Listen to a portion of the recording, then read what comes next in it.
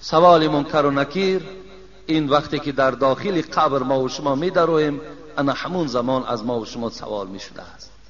مرده را برند سوی گور، جان مسکین نظر کند از دور.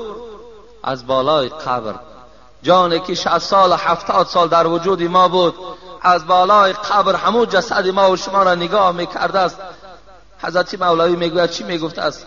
اگر جسد جسدی ناپاک باشد، اگر جسد جسدی از خدا نمی ترسیدگی باشد، با این جسد این جان چی میگفته است؟ مرده را برند سوی گور، جان مسکین نظر کند از دور. می نگوید به نفس ای بدکش، هم به من ساختی و هم بر خویش. اگر شما از ریختن موی سر یا اینکه از بریشی، از لاغری، بی‌اشتیایی بودن، از وزن نالازمه، پروستات، درد دل، درد گرده، درد معده و یا اینکه خونو گرفتگی روده ها اذیت میکشید، پس با این رقم های در روی اکران بوده زنگ زنید. کمی از بیماری خود معلومات دهید، دوره های گیاهی لازمه را توصیه میدهد. آیا شما از زردی دندان خود و سیاهی دندان خود شرم دارید؟ غمگین نباشید. طبابت این دندان های خنک گرفته و این چونین سفید کردن دندان ها، این چونین راست کردن دندان های کج شده، دکتر دندان در فدراسیای روسیه شهر مسکو در رقم های روی اکران بوده در تماس باشه. تو کار کردی در دنیا که تو نه صحبت داملا گوش کردی و نه صحبت عالم گوش کردی و نه به قرآن تکیه کردی و نه به حدیث پیغمبر رو تکیه کردی. چنان عمرت با یک تاریکی و سیاهی گذرانیدی که الحال تهدید پروردگار است. میبینی که حال تو و حال من چی میشود؟ تهدید از طرف پروردگار است. الحال تو هم مانده میشوی، تو هم در عذاب هستی، منم از پشت تو در عذاب هستم. این که میخستی و میخفتی، زن و فرزند و مال میگفتی، بی وفا بوده است مال و جفت، نزد مولای خود چی خواهی گفت؟ تو جسد بودی که همیشه برای بهبودی اولاد و اجداد و خاند مهنت داشتی، لیکن برای آبادی قبر قیامت هیچ کوشش نداشتی. الحال میبینی که با تو چی معامله میشود. السلام علیکم داملای عزیز.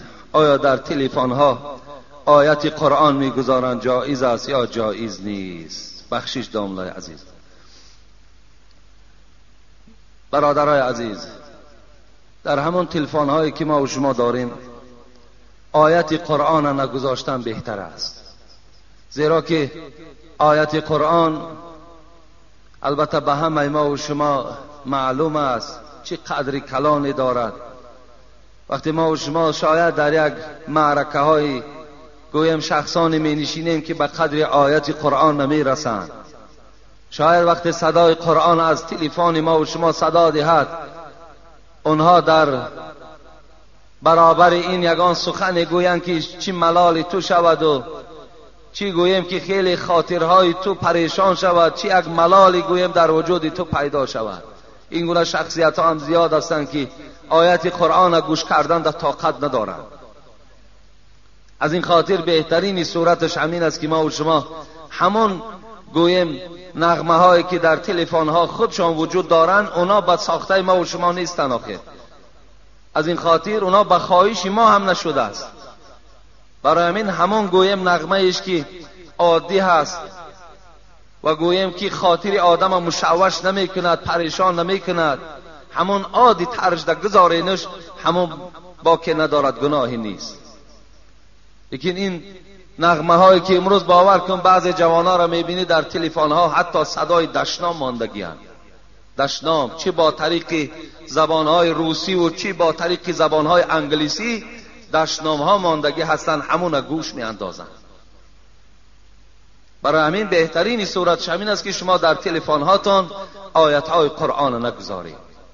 می توانید که همون نغمه های عادی خود همون تلفن نگذارین، ان شاء الله اینش بهتر است برای ما و شما.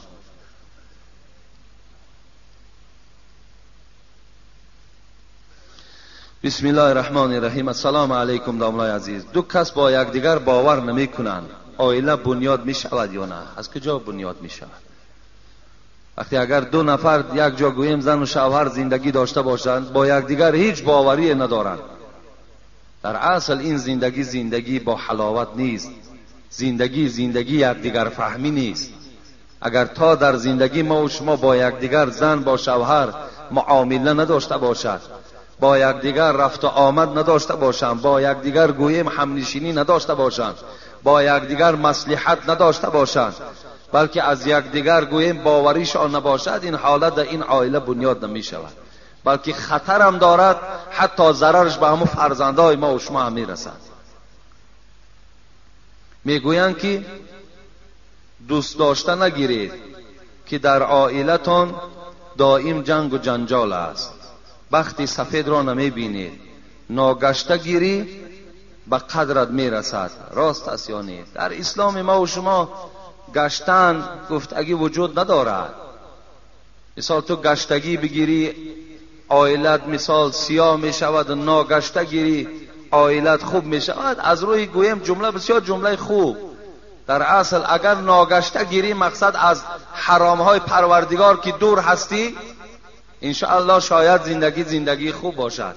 لیکن وقتی تو میگردی مقصد در بین شما نکاح نیست، شما یک جای می نشینین، یک جای سلام میکنین، یک جای دست در گردن یکدیگر می اندازین و دیگر معامله ها را وقتی که شما انجام میدهین، البته این زندگی شما زندگی تلخ می شود، زیرا شما از اول حیاتان از حرام کرده های پروردگار شروع کرده بودین.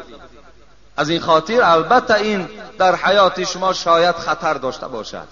در اسلام نگاه کردن زن گناه نیست، اگرچنده که اگر یک 15-20 ساله ها پیش گیریم، مثال ما و شما را نادیده زن میدادند، همون پدر و مادر میدید میآمد میگفت که بچم دید معقول است، تمام همون نکاح کرده میدادند.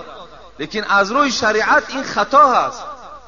باید که جوانی زنگیر باید که همون زنی را که در نکاحش می‌درآورد حقوق دارد که حسن او را نگاه کند، حقوق دارد که گپزنی او را گوش اندازد.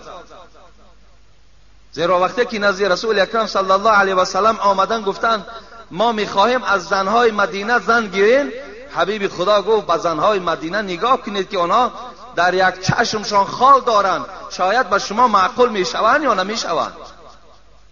برای همین دیدن زن این در اسلام گناه نیست، لیکن برای او جای واخوری اعلان کردن، با او دستی بد دست کردن، شبها مثال سیر و گشت کردن، اینجا اسلام رخصت نمیدهد. شاید که تو وای نکاح کرده نگیری، با او 1 ماه گشتی، 2 ماه گشتی، 1 سال گشتی، همون دختر را بدنام کردی، او دیگر وای کسی وای خواستگاری نمیکند. از این خاطر در اسلام گشتن گفتگی این حرام است، درست نیست خواهر عزیز. برای این بهترین صورتش همین است که اگر میخواهین کدام شخصی را که میگیرین، شما حقوق دارین که به حسن او، به رفتار او، از احوال او پرسین که اگان گویم گرچیک و بنگی نباشد. این امروز مثال بسیارش نمیبینن، بیچاره میگیرن میبیند که یک بنگی هست یا میبیند که گرچیک است، همون گرچیکایی که ما و شما میگوییم. برای همین البته این چیزم باید جستجو کردن در کار، تا که حیات این حیات است.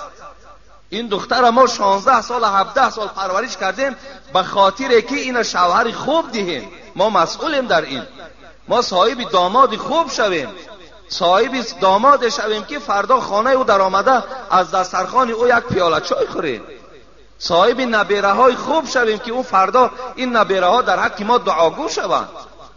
وقتی ما میبراریم دختر را در یک اوباش میدهیم، پس حال دختر ما چی میشود؟ اینشان باید البته اینا شرطن در اسلام. برای همین گویم برای عاشقی همین لیلی و مجنون برای همه عاشقا درس است.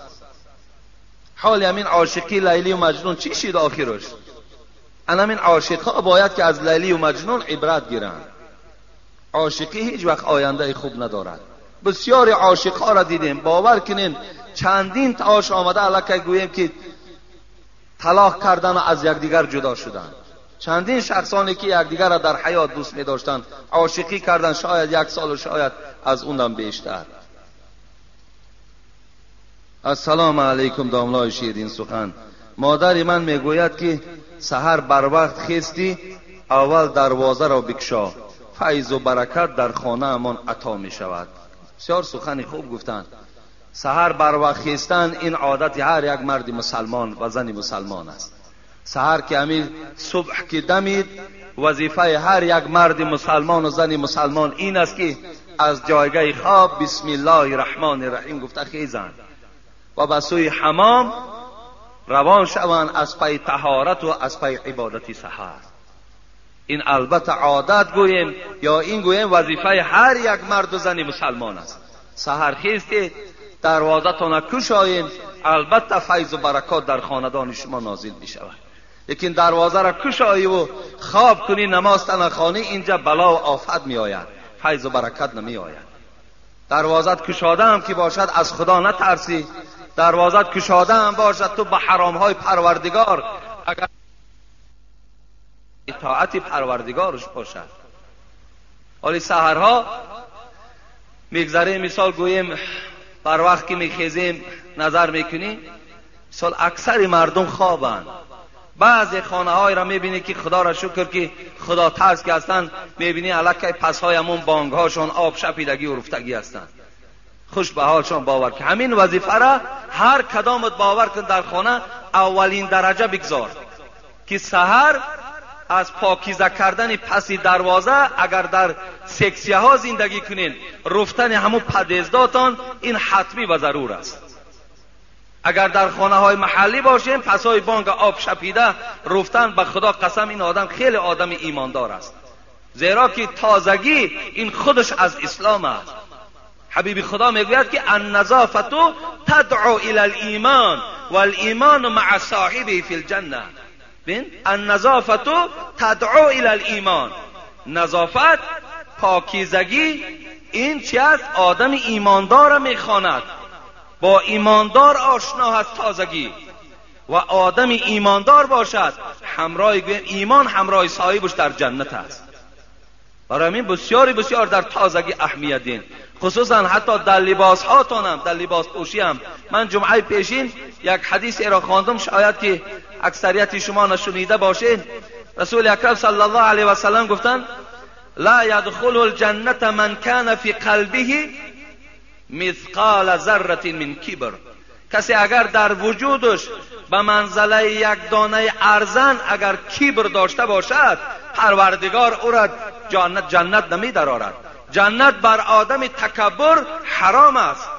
آدمی که فخر میکند، آدمی که گردن بلندی دارد، ولی بسیارتر همین فخر و گردن بلندی از همون آدم هایی که گوییم امروز صاحب دولت هستند، صاحب شرایط های خوب هستند، بسیارتر تکبری از اونها هست. آدمی کمبغل معلوم است که بیچاره ایش تکبری هم کردن نمیتواند. با چی تکبری میکند؟ گفته حضرت عبدالقادر بیدل که تواضع زی گردن فرازان نکوست. اگر آدمی گردن فراز، آدمی که خدا دولتش داده است، پولش داده است، خانهش داده است، خوش به حالش، ما طرف داریم. ما دعا میکنیم که خدای مهربان همه مسلمان ها را با دولت کند، صاحب ماشین کند، صاحب مثال پول و مال کند، صاحب خانه های بلند آشیانه شان کند. ما طرف داریم، اسلام هم طرف دار است. لیکن در برابر این قدر نعمت الله تکبری کردن، این خودش الک کفران نعمت است. این غضب پروردگار را بیدار میکند. حضرت بیدل همین را گفتن که تواضع ز گردن فرازان نکوست، گدا را تواضع خوی اوست. آدم گدا خودش الک با تواضع است. همین تواضع خاکساری آدم با دولت میزیبد. گفت حبیب خدا گفتن کسی در وجودش اگر به منزله یک دانه ارزن کبر داشته باشد وارد جنت نمی شود. فقال الرجل ان الرجل يحب ان يكون ثوبه حسنا و نعله حسنا. یک مردی از جاش خیست، بسیار فرمه های قیمت داشت، بسیار کرته قیمت داشت، گویم بسیار یک توفلی قیمت داشت. امروز جوانا هستن که دوست می‌دارن که لباس های قیمت پوشند. مثلا با لباس آدمی با دولتی از میگه من لباس 50 سامانه را نمیپوشم، مایلش خوش به حالش. این قیمت پوشیدن برای آدمی با دولت میزیبد. بعضی آدمی با دولتی هست میگوید که مثال برای من همین ماشین هایی که حکومت شوروی برآورده است معقول نیست، من میخوام بهترین بلندترینش سوار شم. حقی توست، مرحمت، او برای تو حلال است، درست است، زیرا که شرایط تو به او میرسد. این زلالی ندارد. میگه یک مرد از جاش خیز گفت ای حبیبی خدا، این لباس هایی که من دارم $1000 این توفلی که من دارم از $500 بالا هست، لیکن فخر به این ندارم. فخر ندارم که لباسی من $1000 است و پای افضلای من $500 است. من به این فخر ندارم، فقط دوست می‌دارم که لباس قیمت در بر کنم. حبیبی خدا چی گفتن؟ ان الله جمیل یحب الجمال. حبیبی خدا گفتن خوش به حالت. گفتن دولت داری؟ گفت دولت دارم، بای به دولت هستم. گفت بای به دولت که باشی؟ گفت خداوند خودش خوشروی است، خوشروی ها را دوست می‌دارد. الله خودش گفت جمیل از زیبا هست، زیباها را دوست می‌دارد. گفت این لباسی تو گفت معنای کبر ندارد. الکبر بطر الحق و غمت الناس. حبیبی خدا چی گفتن؟ گفتن کبر این است که بطر الحق، در برابر فرمان پروردگار آدم سرکشی کند. خدا میگه نماز خوان، میگه نمیخوانم. الله میگه تو پولدار زکات ده، زکات نمیگوید. الله میگه ماه رمضان نزدیک شد، روزه بگیر، روزه نمیگیرد. سرکشی در امر پروردگار دارد. این کبر است. و غمت الناس، و مردم حقیر شماریدن. وقتی که دولت و سهولتش زیاد میشود، بعد مردم چیکار میکند؟ این مردم میگه دما شما یک مثل تاجیکیت میگن پوف پوفی بنده خاکی میگوید. یعنی مقصد که دیگر الله که از حد اعتدال میگذرد، دیگر فکر نمیکند که یک 10 سال یا 5 سال پیش کی بود وای خودش. اینشا فکر نمیکند. برای همین پاکیزگی این از ایمانداری هست. باید که خانه ها تا برادرای عزیز، بیرون های کوچه تان تازه باشد. باور کنین از اسلام است. ما شما را وقتی بها میتونم که اگر همون جویبار پسی دروازه تازه باشد. باور که همون هم ایمانداری است. ایمانداری نیست که تو 5 وقت نماز خواندی و با همون لباس های بویناک و چرکین و با همون خانه گویم پر از گرد و چنگ رفته خواب کنی، همین ایمانداری باشد. نه، این ایمانداری نیست. بازم این عبادت ها باید لباس تازه باشد. ما و شما امروز در تاجیکستان ما مختصر مشهور است، کتاب مختصر. همین صاحب مختصر میگد و فی سیاه بالبزلتی، در باب مکروهات نماز میگد حتی لباست اگر چرک باشد با اون نماز نخوان که نمازت ثواب ندارد. چرک باشد، اگر لباست بویناک باشد با اون نماز نخوان که نمازت ثواب ندارد. میگد صاحب مختصر میگوید. صاحب مختصر هم از کجا میگوید؟ از حدیث های رسول اکرم صلی الله علیه و سلم میگوید. شما وظیفتان این است که پیش از جمعه آمدن حتی شما باید با صابون ها بدن هاتون شوین. آن چیزی که زیادیه که در وجود شما تازه کنین، تراشین، پرتاین، بدن هاتون خوشبوی کنین، آمده در نماز جمعه اشتراک کنین. انا این نشانه ایمانداری شما است. این وظیفه های پیش از جمعه شما هست. ولی در پهلوی بعضی نشسته نمیشود دیگر. یا جویره بدبو میکند، یا بدنت بوی میکند، یا همون پشمای زیر کشت مثال تازه کردگی نیست. یعنی مقصد در برت نشسته نمیشود. یا لکه علامتی چی است؟ علامتی ضعیف ایمانی تو است. تازه کو بدن تا، پاکیزه کو. هر حالت مرگ به بالای تو می آید. مردشوی های را دیدم که تنقید کردن که زیر کشش تازه نیست، زیر نافش تازه نیست، طعنت میکنن، مرده تا طعنه میکنن. برای همین هر یک حالت مرگ به سراغ شما می آید. بدن هاتون تازه باشد، خانه هاتون تازه باشد، جای خوابی که میکنین همون جای خوابت باید تازه باشد. برادرای عزیز، این بسیار چیزی مهم است. الحال امروز ما و شما در روزهای عید قرار داریم، میدانین همه. فردا پس فردا عید است. امروز مهمان های زیاد الحمدلله ما هم داریم. الان در مسجد ما هم نشستن. این مهمان ها را ما و شما حبیب خدا چی گفتن؟ من کان یؤمن بالله والیوم الاخر فلیکرم ضیفه. کسی ایمان بر خدا و ایمان بر روز قیامت دارد، مهمان اکرام کند. اکرام چیست؟ اکرام همون گوشت گوسفند آورده در پیش مهمان شکم مهمان سیر کردن دست و خلاص؟ نه، بلکه طبق تازه باشد، بلکه چاینی که چای تازه باشد، باید پیاله های همون چای میدادگی تازه باشد، باید دسترخوان تازه باشد، باید که همون دستمال هایی که در همون دسترخوان ها میپرتایین که برای یک معرکه کلان یک تا دارین، باید دسترخواناتون پر از دستمال باشد. امروز همه خراجات های به معنی در رفتین، همون 4 تا دستمال یافته نمیتونین. در یک دسترخوان کلان یک دستمال دور میگردد، هم به او دست میشوییم، هم به او بعد خوراک پاکیزه میکنیم، هم به او بعضی با شخصانی در همون جامعه پیدا میشد که با او با بینیش تازه میکنه، لبش تازه میکنه، با ما گرفته دست همون نمیشکیم. پنجشنبهگی را میتونی، 40 کرده میتونی، سال کرده میتونی، 4 تا دستمال خریدن نمیتونی. میتونی. ما امروز طلب میکنیم، میتونی تو. ما گفتیم که نکن، کردی. امروز ما در هر خانه که نشستیم طلب میکنیم که دسترخوان پر از دستمال کن، زورت میرسد، همه شرایط داری تو. اگر نمیداشتی این معرکات نمیکردی. نداری، هیچی نداری و با قرض قواله کرده سید. بگذار قرض کن، دستمال بخر، مردم تامین کن، قرض کن. میبینیم که کنیکی را زور میآید. آن امتیازهایی که اسلام دادود اجرا نکردی، مرحمت جفاش کشیدن بگیر.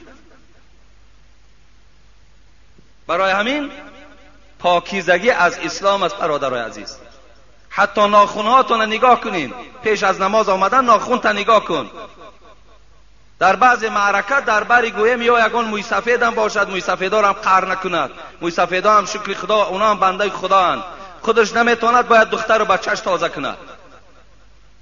در پهلوش میشینی یا بچه جوانه، میبینی حتی ناخونها دویدگی، خوراک خوردن نمیتونی. از کجا دیگر در او طبق پیغمبر خدا گفتند در طبق خورین. چقدر دست ها زیاد شود همون قدر در طبق برکات می شود. لیکن امروز دست هایی که ما داریم دیگر در او طبقات فیض نیست، برکات نیست.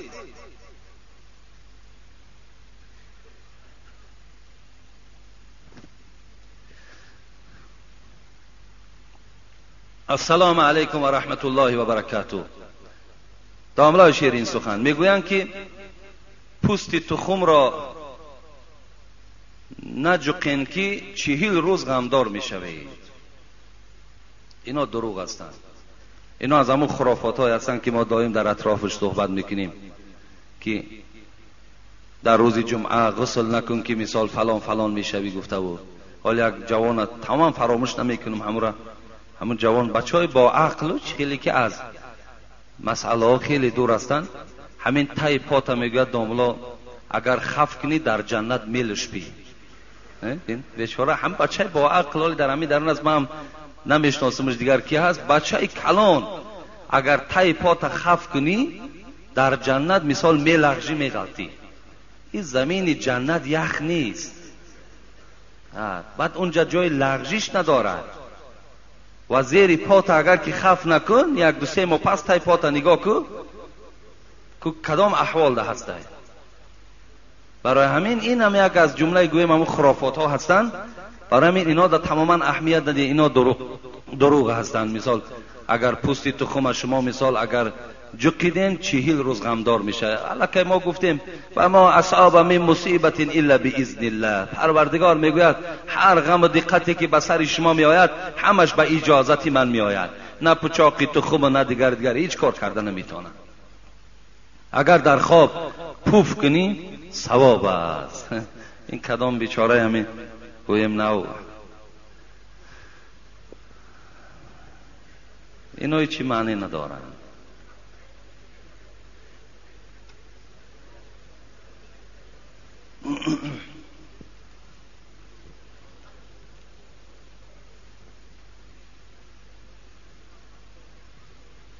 بسم الله الرحمن الرحیم. سلام داملای بزرگوار و دعوتگری راه حق حاجی مرزا.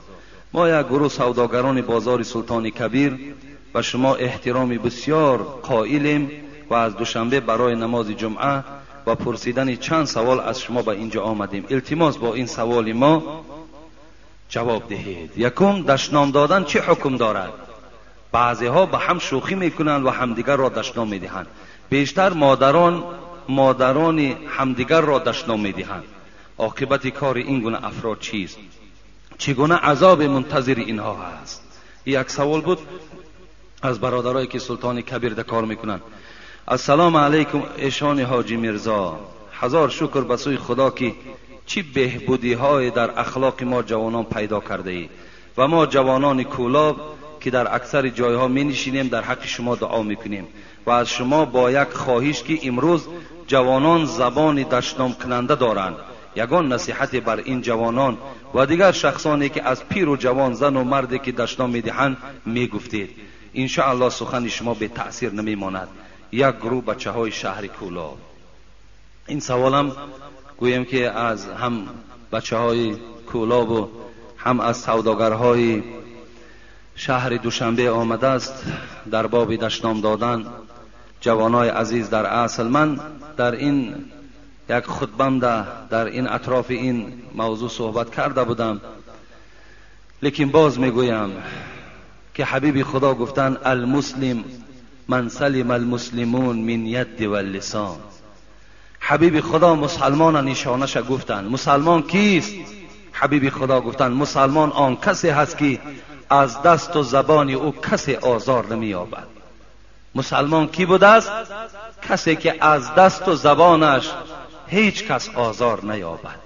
نه به دست نه به زبان کسی را آزار نمیدهیم. این علامت آدم مسلمان بوده است. آدمیت چیست؟ خود را دور از شر داشتن. شیخ سعدی آدم بیان کرده ایستاد است. آدم کیست؟ آدمیت چیست؟ یا آدمیت کیست؟ خود را دور از شر داشتن، خیرخواه خلق بودن، نفع بیزر داشتن. حضرت گفتن آدم آن کسی هست که از ضرر رسانیدن بر مردم خودش را محافظت میکند و آدم آن کسی هست که فقط فایدهش به مردم میرسد، ضرر او به مردم نمیرسد. اینا گفتن آدم میگویند. ببینید، اگر ما خواهیم که در جمله آدم باشیم، اگر خواهیم که در جمله آدم مسلمان باشیم، از روی حدیثی که در اول خواندم، باید که ما زبان آزاردهنده نداشته باشیم. من آدم گفته هستی کل جنبان. و حضرت مولوی جنون خدا رحمت کند بسیار گویم که شاید غضبناک شد. یگان شخصی را پرسید آدمی؟ گفت بلی. همین تا کلش جنبان گفت بلی آدمم. گفت یگان آدمی خیلی نادرست بوده است، خیلی آدمی دشنام کننده بوده است که پرسیده است من آدم گفته هستی کل جنبان، چرا داری مزاج خوی حیوان؟ چرا تو گفت طبیعت حیوانی داری؟ وقتی تو آدم کی باشی میدانی که آدم باید سیرت داشته باشد، آدم باید اخلاق داشته باشد، آدم باید بی ضرر و بی زیان باشد. تو چرا اخلاق، چرا تو طبیعت حیوانی داری؟ چخیل آدم هستی تو؟ گفت او چخیل گفت ای حضرت. چی گفتن؟ گهی چون سگ شوی در جنگ اخوان، گزی هر دیل را به زخم دندان. آیا تو گفت همون آدمی نیستی که دعوای آدمی داری و گفت طبیعتی سگ در وجود راه دادی، مثل سگ میجکی، مثل سگ گویم میجکیش به معنای دشنام میدی، آزار دل برادر مسلمان میدی. گهی سازی به هر کس خصلتی مار، دیهی هر مؤمن را سخت آزار. تو همون آدمی نیستی که خصلت ما را در وجود راه دادی که دل بنده های خدا را آزار میدهی. آیا اگر شما را کسی دشنام دهد دل شما آزرده نمی شود؟ آزرده می شود، دل شما درمند می شود. آدم مسلمان، آدم مؤمن باید دشنام کننده نباشد. آدم دشنام کننده رسول اکرم گفتن سباب المسلم فسوق و قتاله کفر. کسی که آدم مسلمان دشنام میدهد وای فاسق است. گفت فاسق شاهدیش در نکاح در مذهب امام اعظم درست نیست. آدم دشنام دهنده را در نکاح اگر کسی داند نمی دشنام